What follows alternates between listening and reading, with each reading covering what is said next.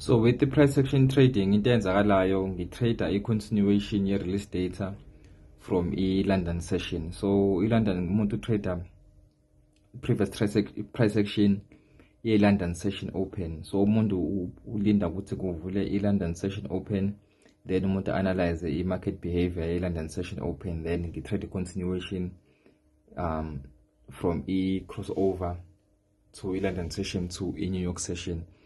Hold for an hour or hold up until kuze ngene i-New York session.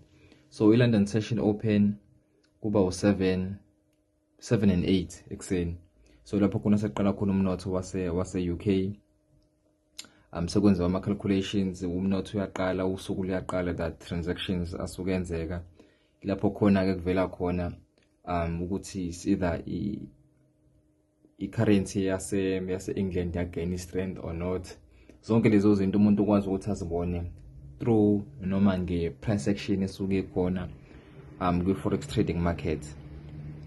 Ilapho umuntu esebenzisa khona i-price action ngokubona ukuthi okay, i-market li-aggressive liyaphezulu ekuseni noma li-aggressive liyaphansi ekuseni, then umuntu atrade alongside i-aggression esuke umuntu eyibonile kwi-market. Ningakho ngitrader i-price action because awuyi that deep lokhu dig information irrelevant. Imakethe njengoba ngihlezi ngisho on my videos ukuthi imakethe ikutshela yonke into ukuthi kwenzakalani, then umuntu I have to trade along because mina ngingedwa angeke ngikwazi ukuthi ngi-influence imarket ukuthi lenze okunye. Kunalokho I have to trade along with ama big boys asuke epartaker kwi-forex market.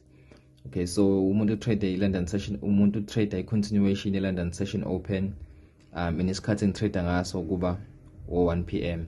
So if ukuthi ngamabomu ufuna ukufocusa kuma currency pairs noma ku currency pair eyodwa or maybe u3, noma ngeke ngithi ngisuggest nama currency pairs ungafocusa kuona for the sake of consistency yokutrader i-London session open market behavior. But after isivulile kumele ulinde ivule, unikeze isikhathi sokuthi ivule kahle, then if isivulile then you trade along into eyenzekile kwi-market. So umuntu into ayibhekayo is ama-candlestick amakhulu kwi-market, ama-candlestick amakhulu kwi-market between u10 no12. So i-candlestick yangu-10, 11 and 12. If kudla ama-candlestick amakhulu and athatha i-direction eyaphezulu, umuntu uzothatha i-trade ya-buy. If ukuthi makhulu athatha i-direction eyaphansi a-red, then umuntu uzothatha i-trade ya-sell. And again, for the sake of consistency nokungazibangeli ikhanda, and futhi as a beginner nje kukona okubalekile futhi, I would suggest ukuthi ufocus ku-GBP USD, GBP CAD noma i-GBP JPY.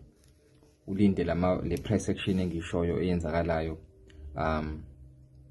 kwi-market by i-open ye-London session.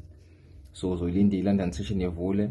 If sivulile wayinikeza isikhathi ukuthi ivule kahle, uyinikeze boma 3 to 4 hours. So ingakho ngisuggest ukuthi by 1 o'clock ilapho khona sekumele ubheke ukuthi i-market ipheva kanjani. But kumele kuba ama-candlestick amakhulu ayaphezulu a-green noma kuba ama-candlestick amakhulu ayaphansi a-red. If ukuthi ayaphezulu then uthatha ubuy, if ukuthi makhulu ayaphansi then uthatha i-trade ya-sell. And nansi into kade ngikhuluma ngayo, which is i-pound versus US dollar kwi-1 hour time frame. So into eyenzakalayo silinda bani? Silinda u10, okay? Silinda long. We trading ngo 1 o'clock. So solinda i-candlestick yango 10, 11, 12 ukuthi avale 10, 11, 12. So nanti yango 12. Uyabona ukuthi okay makhulu kunalama previous candlesticks lawa laphezulu. So after sivalile le yango 12 i-candlestick seku1 manje isikhathi uzothatha i-trade ya-sell, and then i-stop loss sibe above le candlestick ongene kuyona or ama previous candlesticks. Ubeka i-stop loss lapho.